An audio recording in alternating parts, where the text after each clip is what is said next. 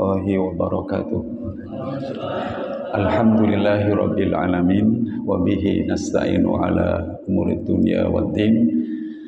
Wassalatu wassalamu ala asrafil anbiya'i wal mursalin, nabiyina Muhammadi wa ala alihi wa sahbihi wa sallim wa barik ajma'in. Qala Allah ta'ala fi kitabil karim, a'udzu billahi minasyaitonir rajim. Bismillahirrahmanirrahim. Wa hadza kitabun anzalnahu mubarakun fattabi'uhu wattaqu la'allakum turhamun. Shadaqallahul adzim. Jamaah salat subuh Masjid Nur Muhammad ya dirahmati oleh Allah Subhanahu wa taala.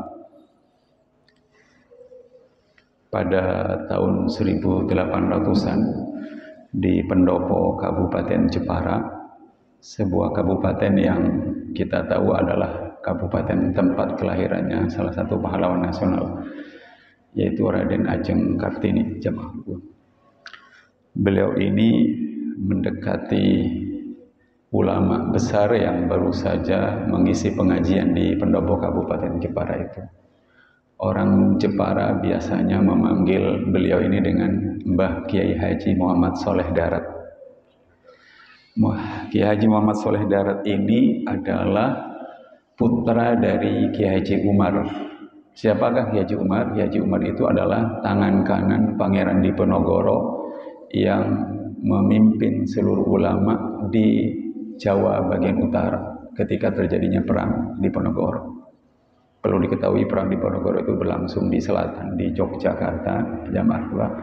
Tetapi ulama-ulama, para kiai-kiai kita yang ikut berjuang bersama Pangeran Diponegoro itu, koordinatornya kalau bahasa kita adalah Kiai Haji Umar itu. Perang Diponegoro ini berakhir pada tahun 1830, 5 tahun, dari 1825 sampai 1830. Setelah Pangeran Diponegoro itu akhirnya ditangkap, siasat lisiknya Belanda, akhirnya Kiai Haji Umar itu membawa anaknya, yaitu Muhammad Soleh Darat, yang waktu itu berusia 15 tahun, berangkat ke Tanah Suci, jamaah. Nah, setelah kemudian menuntut ilmu, digembleng oleh beliau sendiri dan di hadapan para ulama-ulama besar seluruh dunia di Tanah Suci, beliau kemudian Muhammad Soleh Darat ini pulang ke negeri kita yang kita cintai, ke Nusantara. Saya bilang Nusantara karena Indonesia juga belum ada waktu itu. Kemudian beliau akhirnya mendirikan pesantren di Tanah Darat di Semarang Utara, dan maka beliau digelari dengan Kiai Haji Muhammad Soleh Darat. Apa istimewanya beliau? Beliau adalah guru dari dua ulama besar yang mendirikan dua organisasi besar di Indonesia. Guru dari Hadratus Syekh Kiai Haji Hashim Asy'ari, dan juga sekaligus guru dari Kiai Haji Ahmad Dahlan, pendiri Muhammadiyah. Dua orang ini menjadi santrinya Kiai Haji Muhammad Soleh Darat, bahkan satu kamar selama 3 tahun, bisa dibayangkan ya. Dan sekaligus Kiai Haji Muhammad Soleh Darat ini adalah guru dari Raden Ajeng Kartini, jamaahku. Nah, selesai kembali ke acara pengajian di Pendopo Kabupaten Jepara, maka beliau, maksudnya Raden Ajeng Kartini mendekati sang ulama itu. Beliau mengatakan, Mbah Kiai Haji Muhammad Soleh Darat, kami ini orang-orang Jepara hanya bisa membaca Al-Quran. Sekali lagi, kami hanya bisa membaca Al-Quran. Kami tidak mengetahui maksudnya apa, dan kami ini harus berbuat apa dengan Al-Quran. Oleh karenanya, kami berharap Mbah Kiai Haji Muhammad Soleh Darat berkenan menulis terjemahan dan tafsir Al-Quran. Maka dalam sejarah dan literatur tafsir Al-Quran yang ditulis oleh para ulama Nusantara, Kiai Haji Muhammad Soleh Darat itu adalah ulama pertama di tanah Jawa yang menulis terjemahan dan tafsir Al-Quran, tetapi ulama kedua di tanah Nusantara setelah Syekh Abdul Rauf dari Aceh yang menulis tafsirnya pada tahun 1600-an, sementara Muhammad Soleh Darat menulisnya di tahun 1800-an. Jamaah yang dirahmati oleh Allah Subhanahu wa taala, saya ingin mengutip dialog tadi. Kami ini orang Jepara, kami ini hanya tahu membaca Al-Quran, tetapi kami tidak tahu maknanya, dan kami ini harus melakukan apa dengan Al-Quran. Kalau itu ditanyakan atau dikonfirmasi ke kita, apakah kita juga seperti itu? Kami ini hanya bisa baca Al-Quran, tetapi kami tidak tahu maknanya dan kami ini harus melakukan apa? Saya ingin mengajak jamaah sekalian merenung lebih jauh. Di Surabaya itu, di Fakultas Kedokteran UNER, ada mahasiswa Fakultas Kedokteran UNER itu dari Gaza, Palestina. Namanya, karena dia orang Gaza, teman-teman di Surabaya manggilnya Ahmed, namanya Ahmad seperti saya. Maksudnya saya dengan beliau itu 2 tahun yang lalu sebelum Ramadan, sebulan sebelum Ramadan mengisi pengajian online buat kawan-kawan kedokteran di Rumah Sakit Dr. Stom. Beliau pembicara pertama, saya pembicara kedua. Tapi informasi ringan yang saya dapatkan lagi-lagi tentang Al-Quran. Tadi Raden Ajeng Kartini tentang Al-Quran, ini tentang Al-Quran. Secara khusus beliau bilang, Bapak Ibu sekalian, di Gaza itu setiap selesai sholat subuh seperti ini, itu seluruh masjid di Gaza itu berubah menjadi majelis Al-Quran. Semua orang, tua, muda, semua itu belajar Al-Quran. Belajar mulai membacanya, menghafalnya, memahami maknanya. Kenapa? Jamaah Quran. Tadi saya mengutip Al-Quran di surat ke-6 ayat ke-155. Wahada kitabun, dan inilah kitab suci Al-Quran, anzalnahu, kami turunkan, mubarakun, penuh dengan berkah, fattabi'uhu, maka ikutilah dia, wattaqu, dan bertakwalah dengan Al-Quran, la'allakum turhamun, agar kalian diberi rahmat. Salah satu arti rahmat di dalam Al-Quran itu adalah pertolongan Allah Subhanahu wa Ta'ala. Orang Gaza, Raden Ajeng Kartini yang mengatakan kami ini hanya tahu membaca tapi kami tidak tahu makna dan maknanya, itu perlu memahami dan melaksanakan Al-Quran karena agar diberi pertolongan oleh Allah. Karena rahmat itu salah satunya adalah pertolongan dari Allah Subhanahu wa Ta'ala. Jamaah hadirin, tapi kalau kita tanya lebih tajam, mengapa Raden Ajeng Kartini atau Gaza itu berserius belajar Al-Quranul Karim? Jamaah, saya ingin mengajak sekalian merenungkan. Kalau ada yang bapak jamaah yang punya handphone, bisa dibuka aplikasi Qurannya di surat ke-73 ayat ke-20. Ini rahasia buat apa saja. Ayat ini adalah ayat terpanjang dari surat Al-Muzammil, surat 73 ayat 20. Tapi ayat terakhirnya, ayat 20-nya, dari tengah ayatnya begini. Alima an sayakunu minkum maradha. Aku tahu di antara kalian ada yang sakit, kata Allah. Wa akharuna yadribuna fil ardi yabtaghuna min fadlillah. Dan aku tahu di antara kalian ada yang berjalan di muka bumi mencari karunia Allah. Itu yang kedua. Lalu yang ketiga, wa akharuna yuqatiluna fi sabilillah. Dan aku tahu di antara kalian ada yang berperang di jalan Allah. Dari tengah ayatnya. Lalu kepada orang yang sakit, orang yang mencari karunia Allah atau mencari nafkah, kerja kayak kita. Lalu yang ketiga, orang yang berperang, Allah perintahkan 5 hal. Tapi yang pertama adalah faqra'u ma tayassara minhu. Bacalah yang mudah dari Al-Quran. Ya, masih ingat. Nah, mari kita renungkan.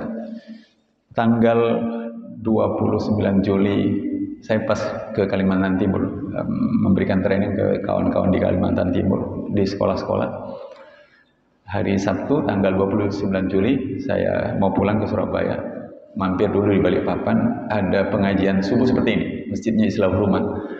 Saya juga menyampaikan tentang Al-Quran.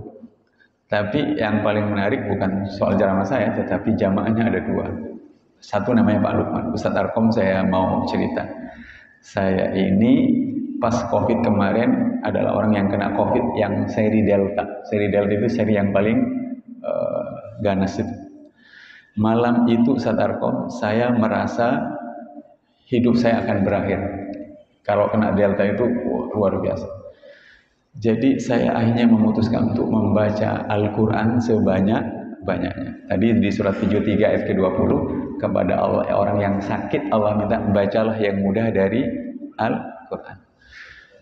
Saya baca Al-Quran sebanyak-banyaknya Ustaz Arkom, sampai tenaga saya habis gitu.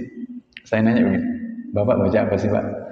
Saya membaca Qul huwallahu ahad. Ya memang mudah itu, Qul huwallahu itu bacalah yang mudah ya kan, baca gitu. Saya baca sebanyak-banyaknya Ustaz, sampai tenaga habis dan tertidur. Ya mungkin bukan tertidur lah, pokoknya sudah hilang kesadaran. Tapi besoknya pagi-pagi bangun saya sudah sehat dengan izin Allah Subhanahu wa taala. Satu. Setelah pengajian itu selesai, pas di luar biasanya pengajian subuh itu ada ramah-ramahnya jamaah sekalian.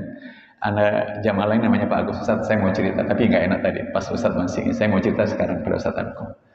Saya ini Ustaz ngantar istri saya operasi tumor ganas. Posisi tumor ganas istri saya itu di bawah ulu hatinya, jadi posisinya sangat sulit.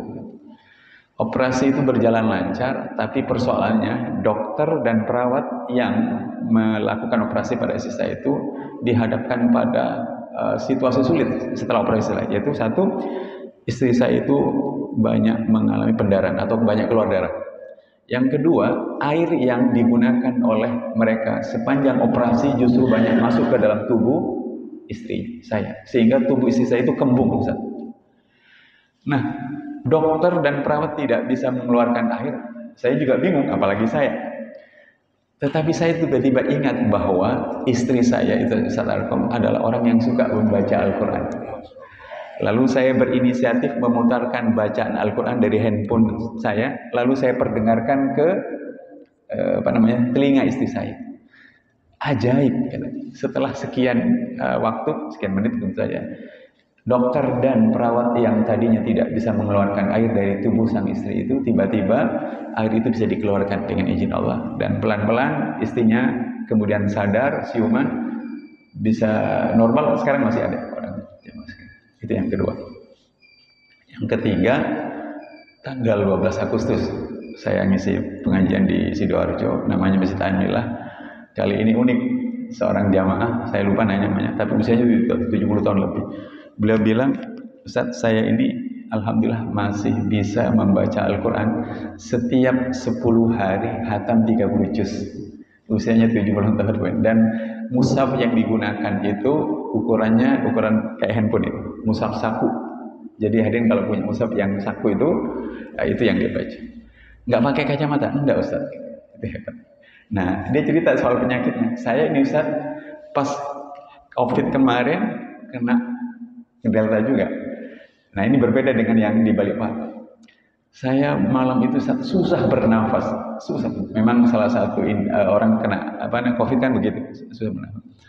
Lalu saya menghubungi seorang ustadznya saya kenal, teman saya. Saya minta nasihat, Ustadz, saya ini sedang kena COVID, susah bernafas. Saya ini harus baca apa? Nah, kalau yang Balikpapan kan baca Qul huwallahu ahad. Ini enggak. Ustadznya coba Bapak baca surah Al-Baqarah yang 2 juz setengah. Lalu susah nafas ya, tetapi disuruh membaca surat Al-Baqarah. Saya baca Ustaz Arkom dengan susah payah, tapi akhirnya sembuh penyakit itu. Jamaah. Hadirin yang dirahmati Allah Subhanahu wa taala. Kemarin saya WA dosen saya yang ada di Jakarta. Apa rahasia sejak tanggal 7 Oktober serangan Hamas ke Israel itu sampai sekarang Hamas itu bisa mengalahkan Israel? Saya bilang mengalahkan karena di tanggal 7 Oktober selama 20 menit 5.000 roketnya itu bisa dilayangkan dari Gaza ke Israel, penjajah. Saya bilang penjajah karena negara ini adalah mengambil tanah Palestina. Dan Palestina perlu hadirin ketahui, saya ingin ingatkan, negara pertama di dunia yang mengakui kemerdekaan Indonesia itu adalah negara Palestina, bukan Mesir, bukan Saudi Arabia, tetapi Palestina. Jadi kita ini punya hutang sejarah yang luar biasa. Bahkan Muhammad Thohir, pedagang dan pengusaha yang paling kaya waktu itu, menyerahkan hartanya untuk mengawal kemerdekaan Republik yang kita cintai. Tapi saya mau fokus pada soal Quran.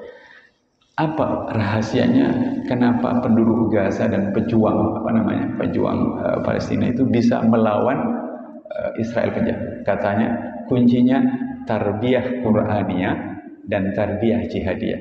Mereka mendidik masyarakatnya dengan Quran dan membiasakan berjuang melawan penjajah. Nah, saya ingin mengajak jamaah sekalian. Jadi Al-Quran itu kalau kita lihat di surat 73 ayat ke-20 itu, Allah minta kalau orang sakit baca Al-Quran. Kalau kita nyari nafkah, bacalah Al-Quran. Kalau kita berperang, bacalah Al-Quran. Bahkan negeri yang kita cintai ini, saya ingin cerita, 3 pahlawan nasionalnya adalah orang-orang ahlu Quran. Jamaah. 1, Haji Umar Said Cokro Aminoto. Hadirin tahu siapa beliau kan?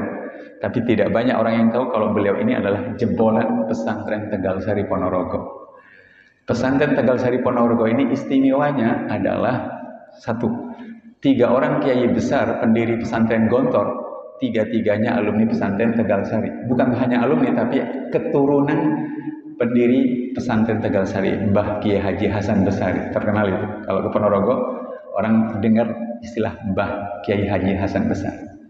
Nah, keistimewaan kedua, pesantren Tegal Sari ini adalah pesantren di mana Pangeran Diponegoro juga menjadi santri di Tegal, sehingga seluruh santri pesantren Tegal Sari ini ikut berperang dalam perang Diponegoro. Jadi bisa dibayangkan pesantren semuanya santri ikut perang. Pasti ceritanya sehari-hari bukan tentang sinetron, bukan tentang film, bukan tentang bal-balan, pasti tentang perang Diponegoro.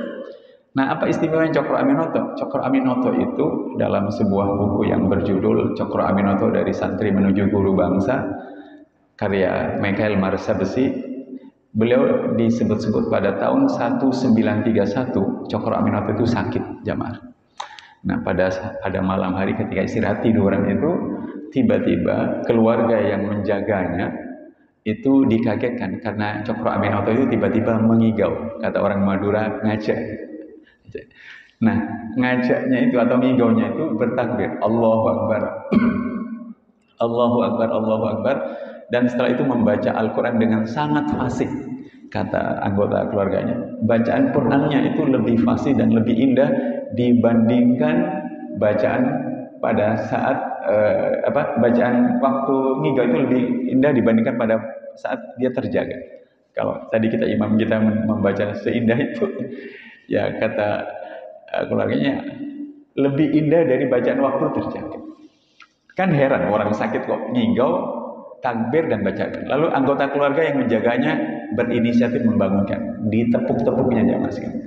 Setelah ditepuk-tepuk, dibangunkan. Ada apa? Kenapa mengigau?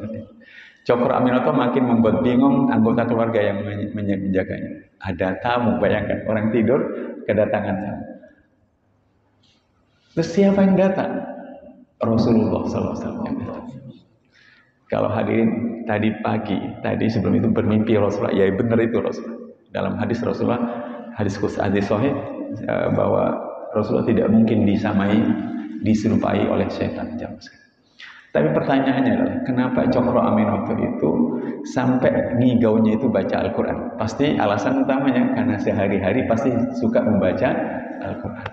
Kalau saya dan jamaah ibu-ibu misalnya, berapa harga telur hari ini?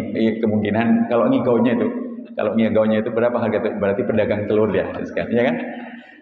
Kalau ngigaunya itu berapa ongkos bis dari berarti orang suka naik bis. Nah, saya ingin ngajak berpikir secara sosiologis berdasarkan kebutuhan sosial. Kenapa Cokro Aminoto itu suka baca Al-Quran sampai ke bawah-bawah dalam mimpi? Hadirin, kita tahu beliau ini pemimpin organisasi Syarikat Islam. Pada saat organisasi Syarikat Islam dipimpin oleh beliau, jumlah anggotanya, saya ngajak hadirin merenung, jumlah anggotanya 3 juta manusia di tahun 30-an hingga 40-an. Penduduk Nusantara itu dari Aceh sampai Makassar kira-kira menjelang 70 juta atau 60 juta. Jadi 3 juta dari 70 juta itu angka itu sangat besar. Ya, memimpin manusia sebanyak itu di saat teknologi tidak ada telepon, ya kan? Tidak ada itu, membutuhkan mental yang luar biasa. Bukankah tadi di surat 73 ayat ke-20, aku tahu di antara kalian ada yang berjuang di jalan, maka bacalah yang mudah dari Al-Quran. Beliau membaca Al-Quran sebanyak-banyaknya agar Allah memberikan kekuatan mental yang luar biasa. Kalau hadirin baca detail perjuangan dulu, pasti kita akan terheran-heran. Itu satu. Yang kedua, pahlawan nasional yang kedua yang suka membaca Al-Quran, Hadratul Syekh Kiai Haji Hashim Asy'ari. Kata Kiai Haji Muhyiddin Muzadi, saudara dari Kiai Haji Hashim Muzadi, Kalau Kiai Haji Hasyim Asy'ari ngimami sholat subuh di pondok pesantren Tebu Ireng, beliau itu suka membaca 1 juz untuk 2 rakaat sholat subuh. Saya doakan Masjid Nur Muhammad nanti imam sholat subuhnya itu 1 juz 2 rakaat sholat subuh. Kira-kira kalau imam masjidnya baca 1 juz 2 rakaat sholat subuh itu tambah banyak nggak jamaah masjid? Kurang. Oh, kalau saya jangan segan, kalau saya itu yakin jamaahnya tambah banyak. Tambah banyak. Dan yang jadi jamaahnya itu kakek-kakek, nenek-nenek. Kenapa? Gak apa-apa Ustaz, kami mati berdiri, matinya husnul khotimah. Tapi saya ajak Adin berpikir secara matematika. Tidak mungkin kan orang kalau tidak banyak membaca Al-Quran di luar sholat, lalu baca dalam sholat saja. Nggak mungkin. Biasanya setengah juz, tiba-tiba pas sholat 1 juz. Nggak mungkin. Pasti kebalik. Di luar sholat 5 juz, 4 juz, 3 juz, pasti dalam sholat 1 juz. Dan beliau itu adalah ulama Nahdlatul Ulama yang hafal 30 juz.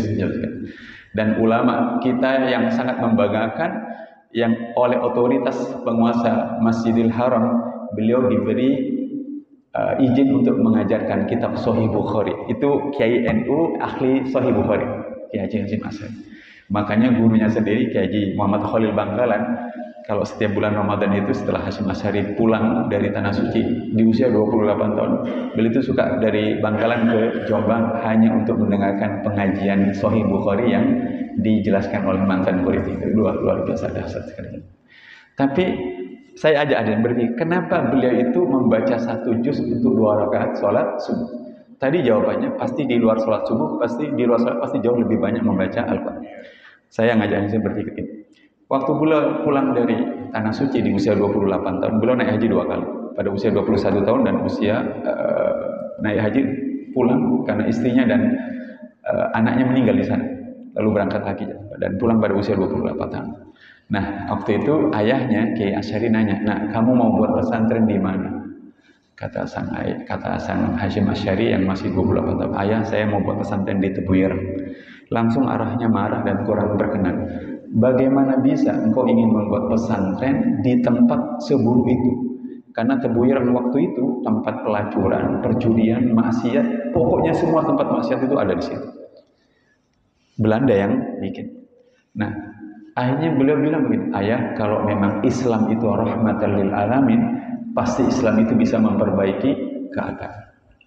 Beliau membeli sebidang tanah di Tebu Ireng, jamaah tua, tapi sebidang tanah di Tebu Ireng yang beliau beli itu oleh beliau tidak langsung disulap jadi pesantren, cuma disulap menjadi lahan pertanian dan peternakan lele yang sangat produktif.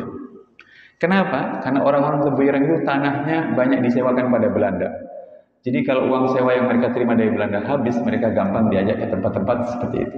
Nah, menyaksikan Kiai Haji Hasyim Asy'ari muda yang mengelola tanahnya menjadi lahan pertanian dan peternakan yang produktif, orang-orang Tebu Ireng mulai mikir, oh berarti tanah kita ini tidak perlu disewakan, bisa kita kelola seperti Kiai Haji Hasyim Asy'ari. Maka datanglah satu persatu orang ke tempatnya Kiai Haji Hasyim Asy'ari, tapi itulah yang memang beliau tunggu-tunggu. Orang bertanya tentang tanah, tetapi beliau juga sekaligus mengajarkan Al-Quran, agama, dan seterusnya. Sampai Tebu Ireng itu berubah menjadi sangat luar biasa. Beliau berbekal Al-Quran yang luar biasa itu mengajari kita bahwa Al-Quran itu bisa kita gunakan untuk menghadapi kehidupan yang paling berat sekali zaman sekarang.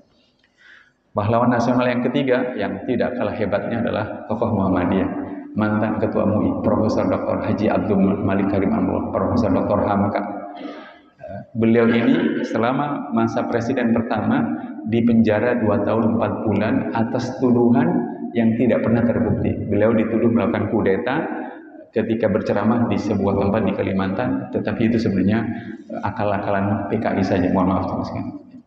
Nah, 2 tahun 4 bulan beliau dipenjara, beliau bilang, saya dipikir-pikir, omongan ini beliau tulis dalam Tafsir Al-Azhar, saya dipikir-pikir sampai mau gila karena saya dipenjara atas tuduhan perbuatan yang tidak pernah saya lakukan.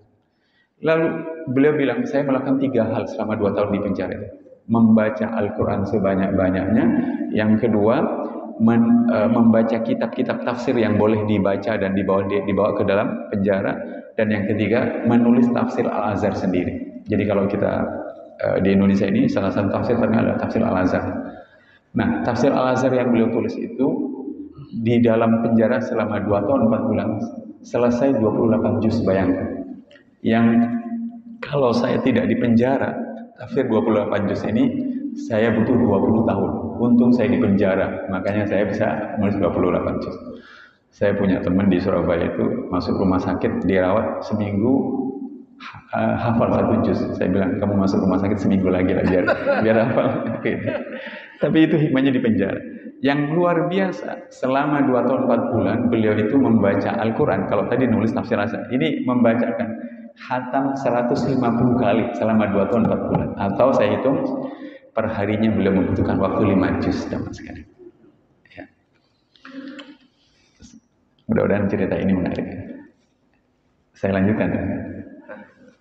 Nah, hadirin, saya ingin mengajak ini. Apa efek kejiwaan kalau orang itu membaca Al-Quran? Saya ingat, apa yang akan Allah berikan langsung cash kalau kita membaca Al-Quran? Banyak ibu-ibu itu nanya, Ustaz Arkom, kami ini baru buka lapak, ya, Bahasa Madura lapak, buka stand di. Saya ini harus membaca surat apa, Ustaz Arkom, biar pelanggannya banyak. Itu lucu menurut saya, lucu sekali. Atau ibu nanya, Ustaz, suami saya itu mau ikut ujian tes kenaikan pangkat. Saya ini harus membacakan surat apa biar dia cepat naik pangkat. Itu lucu menurut saya. Saya ingin menyampaikan Al-Quran itu, tadi saya sudah sebut surat ke-6 ayat 155. Fattabi'uhu wattaqu la'allakum tattaqun. Ikutilah Al-Quran dan bertakwalah agar kalian diberi rahmat. Nah, salah satu rahmat yang Allah Subhanahu wa taala berikan kalau kita membaca Al-Quran itu, Allah akan memberikan kekuatan, kesehatan kepada kita. Kekuatan rohani dan kesehatan fisik. Ya, tadi sudah saya sebut soal kesehatannya kan. Jadi hadirin, kalau kita membaca Al-Quran, coba saja cek habis ini. Hadirin duduk 5 menit, 10 menit, maksudnya membaca Al-Quran 5, 10, 15, 20. Coba lihat, beda rasanya antara membaca Al-Quran 5 menit, 10 menit, 15 menit, 30 menit. Rasanya kalau kita membaca Al-Quran 30 menit itu, rohani kita ini terasa semakin kuat. Karena itu yang Allah berikan. Kenapa? Karena Al-Quran itu oleh Allah disebut dengan ruh. Saya ulangi. Al-Quran oleh Allah itu disebut dengan ruh. Malaikat Jibril oleh Allah juga disebut dengan ruh. Dan tubuh yang ada di kita ini kemasukan ruh. Ya. Jadi ruh dalam Al-Quran itu ada 3. Ruh yang Allah masukkan ke dalam tubuh, makanya kita jadi hidup. Kalau kita orang meninggal, ruhnya itu dia jabut, maka mati. Yang kedua, ruh itu Allah gunakan untuk menyebut malaikat Jibril. Tanazzalul malaikatu warruh. Pada malam Lailatul Qadar turunlah para malaikat dan ruh. Ruhnya itu maksudnya malaikat Jibril. Nah, Al-Quran oleh Allah disebut dengan ruh. Di surat 42 ayat ke-52 Allah berfirman begini. Wa kadzalika auhayna ilaika ruham min amrina. Demikianlah kami wahyukan kepadamu Muhammad ruham min amrina. Ruh dari sisi kami. Itu ahli tafsir sepakat, tidak ada tafsir yang lain. Ruh itu maksudnya Al-Quran. Jadi kata ulama tafsir kita, kalau rohani kita ini capek, lelah, tidak mood kerja, kecewa, merasa putus asa, berat menghadapi hidup, takut, khawatir, cemas, itu ruh seperti ini sudah mau mati jam sekarang. Atau kalau handphone itu baterainya sudah mau habis, apa yang perlu dilakukan kalau handphone itu baterainya mau habis? Dicas. Sama. Rata-rata kita datang ke masjid sholat subuh, berdoa, tahajud panjang, itu karena kita capek, sedih, lelah, takut, khawatir, tidak dihargai orang, disepelekan, dihina, ditindas dan segala. Kalau sudah ruh seperti ini, jangan sekalian, perlu disambungkan dengan ruh yang lain yang akan memperkuat rohani kita. Apa itu? Al-Quran. Maka bacalah Al-Quran sebanyak-banyaknya, karena dengan membaca Al-Quran sebanyak-banyaknya itu akan memperkuat rohani kita. Silakan saja cek. Bahkan orang yang tidak ngerti terjemahan sekalipun, tidak tahu kalau baca Al-Quran banyak, dia akan merasakan rohani itu semakin dikuatkan oleh Allah Subhanahu wa taala. Apa fungsi rohani yang kuat? Jangan. Fungsi rohani yang kuat itu, kalau rohaninya kuat, maka dia akan kuat bersabar, kuat berjuang, kuat berusaha, kuat bekerja, dan tidak menyerah di tengah-tengah kehidupan.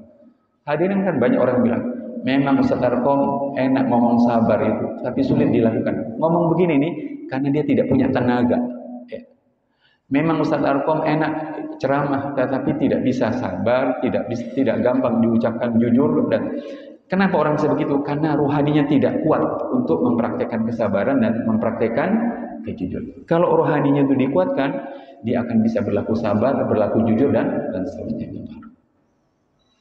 Hadirin yang dirahmati Allah. Oleh karenanya saya ingin mengajak jamaah sekalian, setiap kali kita ini nanti 1 jam lagi, 2 jam lagi, 3 jam lagi, kita tiba-tiba mengalami tidak mood. Tidak mood itu tidak muncul semangat untuk memulai pekerjaan. Tiba-tiba 4 jam lagi, tiba-tiba itu merasa menghindar dari orang ini dan itu karena malu, karena tidak enak dan segala. Tiba-tiba 6 jam ke depan, tiba-tiba kita merasa cemas karena 2 hari lagi harus membayar uang ini dan gitu. Maka rohani seperti ini jangan sekalian, cepat-cepatlah perkuat dengan membaca Al-Quran sebanyak-banyaknya. Kenapa? Karena dengan membaca Al-Quran itu sebanyak-banyaknya, rohani itu akan dikuatkan oleh Allah Subhanahu wa Ta'ala. Itu kenapa saya tadi menyebut 3 pahlawan nasional sebagai orang yang ahlu Quran. Kenapa? Karena bacaan Al-Quran mereka yang banyak itu membuat mereka kuat berjuang menghadapi semua ancaman, tekanan yang dihadapi mereka sebagai pejuang dan pahlawan nasional yang kita cintai jemaah. Hadirin, tetapi persoalannya adalah masalah itu kan harus diselesaikan kalau kita menghadapi. Tidak hanya rohani kita kuat. Jadi kita tahajud tadi, sholat subuh, berdoa, sholat duha atau syuruk, itu menguatkan jiwa. Tapi masalah kan harus diselesaikan, ya kan? Masalah kan tidak bisa hanya dengan kekuatan jiwa yang luar biasa. Saya ingin mengajak hadirin sekalian, mohon maaf ini pengalaman saya. Saya ini asli Maret, pada 2019 istri saya yang pertama itu meninggal, Pak. Dia mungkin sudah sempat ya, karena 7 tahun menderita penyakit kanker. 2 Juli 2019. Kemudian September 2019 saya hanya menikah atas permintaan anak saya, menikah dengan istri yang sekarang. Nah, masalah istri saya adalah, hadirin masih ingat kasus first travel ya, kasus jamaah umroh yang sudah kadung bayar sekian puluh juta melalui travel namanya first travel tapi tidak bisa berangkat. Istri saya yang kedua ini ngelola travel 180 jamaah, bukan ngelola, dia hanya bagian menerima pendaftaran. 180 jamaah mendaftar melalui dia tapi tidak bisa berangkat, persis kayak first travel. 180 jamaah aja, bayangkan uangnya banyak, tapi uangnya ditransfer ke rekening di pusat di Bandung, namanya Solusi Balak Lumampa. Lalu setelah menikah dengan saya jamaah, istri saya bilang, Kak, manggil saya Kakak, rumah ini minta tolong dijualkan. Rumahnya besar, 20 kali 16, 3 kali rumah saya yang dengan istri yang pertama, 20 kali 16, besar 2 tingkat. Minta tolong rumah ini dijualkan karena saya harus bayar utang 3M di bank. 3M itu digunakan untuk memberangkatkan 180 jam. Padahal istri saya tidak bertanggung jawab, tapi dia bertanggung jawab secara moral. 3M itu 2,6 M dari Bank Syariah Mandiri atau BSI sekarang, dan 400 juta dari satu bank di Jogja. Kalau saya tidak lunasi, rumah ini terancam disita. Saya keliling ke 30 teman-teman di Surabaya yang saya anggap kaya, tapi tidak ada yang berkenan. Itu yang mau saya maksud. Jadi kita menghadapi masalah, jiwa kita harus kuat, tapi masalah harus diselesaikan. Dan kita punya Al-Quran, jangan sekali. Saya ingin ngajak sekalian. Waktu itu, gimana ya, saya menyelesaikan masalah. Sampai akhirnya saya bilang, sudah rumahnya saya beli sendiri saja. Benar lagi. Sudah rumahnya saya beli sendiri. Langsung istri saya bilang, Kakak uangnya dari mana? Dari Allah. Wajah saya ini wajah 20.000, 10.000, 5.000 dan itu. Karena saya guru dan trainer. Wajah istri saya itu wajah 100.000. Karena istri saya itu distributor baju Danis. Duitnya lebih banyak. Ya. Dia bilang, Kakak uangnya dari mana? Saya tidak perlu menjelaskan ayat dan hadis. Saya hanya perlu bayar uang, itu saja kan. Akhirnya saya mau sampaikan apa inspirasi yang saya dapatkan. Bagaimana menyelesaikan, memecahkan masalah. Hadirin, kalau punya masalah ruwet, pakai solusi. Tapi kerjakan, bukan untuk dizikir berulang-ulang ya. Yaitu surat ke-21 ayat 89 dan 90. Itu solusi ya. Saya jelaskan. Surat 21 ayat 89 itu adalah doanya Nabi Zakaria. Rabbi la tadarni farda wa anta khairul. Mohon maaf, lengkapnya gini. Wa Zakaria idnada rabbahu. Dan ingatlah ketika Zakaria berdoa pada Tuhannya. Apa doanya? Rabbi la tadarni farda wa anta khairul warithin. Ya Allah, jangan biarkan aku ini meninggal tanpa keturunan. Doanya Nabi Zakaria di surat yang lain, di surat 19 ayat 1, 2, 3, doanya begini, detail. Ya Allah, aku ini sudah tua, rambutku berubah, tulangku sudah lemah, tetapi aku belum pernah berhenti. Saya ulangi, aku belum pernah berhenti meminta anak darimu. Wa kanati mar'ati akhiran, walau istri saya mandul. Jadi dalam agama kita itu diajari, walau kita tidak punya orang, tidak punya backing, tidak punya modal, orang bilang tidak mungkin Anda, karena Anda tidak punya. Tapi kita punya Allah Subhanahu wa Ta'ala. Nah, itu yang membuat saya, oh, masih ada jalan. Karena Allah mencontohkan begini. Walau Nabi ini, Nabi sendiri, Rasul ya, walau jelas-jelas istrinya mandul, beliau belum pernah berhenti meminta anak dari Allah. Dikabulkankah atau tidak dikabulkan? Dikabulkan doa ini. Tetapi ketika dikabulkan, Allah tidak menjelaskan, karena yang berdoa seorang Rasul itu penting. Jadi doa itu dikabulkan pada saat minta anak, walau istrinya mandul, oleh Allah dikabulkan. Bukan karena yang berdoa itu seorang Rasul, bukan. Tapi karena pada diri beliau ada 3 kualitas kemanusiaan. Ayat 90-nya itu rahasianya. A'udzubillahi minasyaitonirrajim. Fastajabna lahu. Kami kabulkan doa Zakaria. Wa wahabna lahu Yahya, dan kami anugerahkan kepada Nabi Zakaria seorang anak laki yang bernama Yahya. Wa aslahna lahu zawjahu, dan kami perbaiki rahimnya yang tidak bisa mengandung menjadi bisa mengandung. Kenapa? Innahum kanu yusari'una fil haq. Nabi Zakaria adalah pribadi pribadi yang selalu bersegera berbuat kebaikan. Itu kuncinya. Yang kedua, wayatuna raghaba wa rahab, dan selalu berdoa dengan harap dan takut. Yang ketiga, waqad ulana khasyid, dan menjadi pribadi yang khusyuk. Saya ajak hadirin sekalian. Jadi hadirin sekalian, mohon maaf pada Bapak yang pensiun merasa sudah tidak bisa nyari uang, buntu. Jangan begitu. Allah segala-galanya. Innallaha ala kulli syai'. Tetapi bagaimana caranya? Rahasianya di sini. Allah menyebut Zakaria adalah orang yang bersegera berbuat kebaikan. Saya contohkan saya. Jadi kasus rumah itu, terus gimana? Rumah ini harus saya serahkan dulu di bank 3 miliar. Saya itu sebanyak-banyaknya ngisi training, jangan mohon maaf Pak. Paling 1 jam saya dibayar 10 juta. Atau sehari pernah saya dibayar 25 juta, itu sebanyak. Tapi untuk 3 miliar berat itu. Tapi ayat ini menjadi inspirasi bagi saya. Gimana caranya ya agar saya bersegera berbuat kebaikan dan Allah nolong saya. Saya berikan. Pas menjelang sholat subuh seperti tadi, saya WA seorang teman. Pak Bianto pasti tahu, di Surabaya itu ada Lab Pramita. Lab Pramita itu pemiliknya Muslim. Muslim dari Brebes, orangnya kaya raya. Saya dekat berteman dengan beliau. Namanya Pak Sanot. Saya WA beliau. Ini menjelang subuh.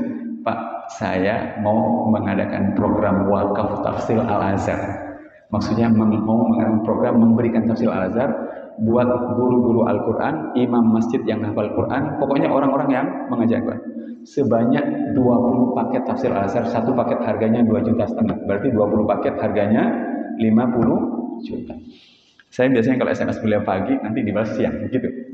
Saya tidak terlalu berharap, tapi harus coba, nggak apa-apa. Nah, begitu saya WA beliau Pak Arkom saya bantu 10, kaget saya. 10 berarti 10 kali 2,5 juta, 25 juta. Nah, saya merasa Allah membukakan jalan bagi saya untuk bersegera berbuat kebaikan. Uang 25, beliau transfer langsung 25 juta itu ditransfer ke rekening saya belanjakan tafsir Al-Azhar sebanyak 10 paket. Lah 10 paket itu saya berikan ke tadi guru-guru Al-Quran, imam masjid yang hafal Quran di Surabaya banyak, dan guru-guru takfir. Foto penyerahan itu, jangan ingat, foto penyerahan itu saya kirim ke Pak Sarno dan saya kirim kepada semua teman yang ingin saya mintakan untuk membantu program dari 20 terus banyak.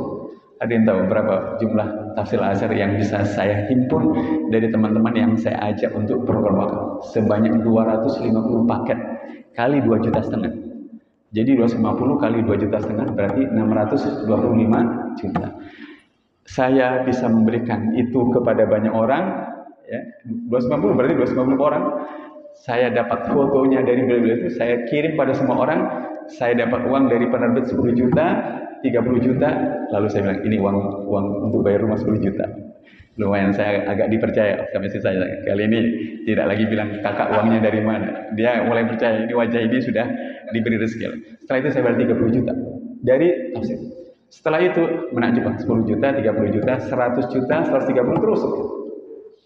Yang mempercepat itu adalah pemilik Lab Pramita.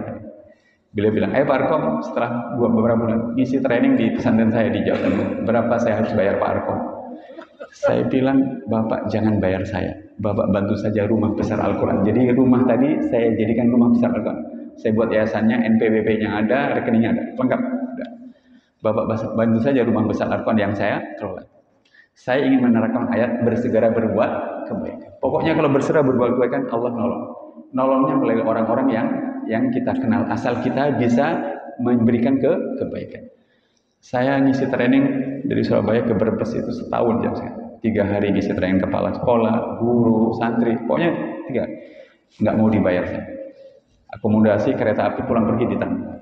Tapi efeknya kalau transfer untuk membantu maksudnya itu 50 juta, 75 juta, 100 juta dan segala macam gitu.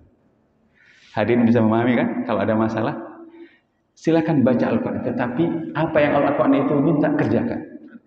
Kerjakan. Kalau Allah bilang bersegera berbuat kebaikan, pikirkanlah kebaikan yang disegerakan.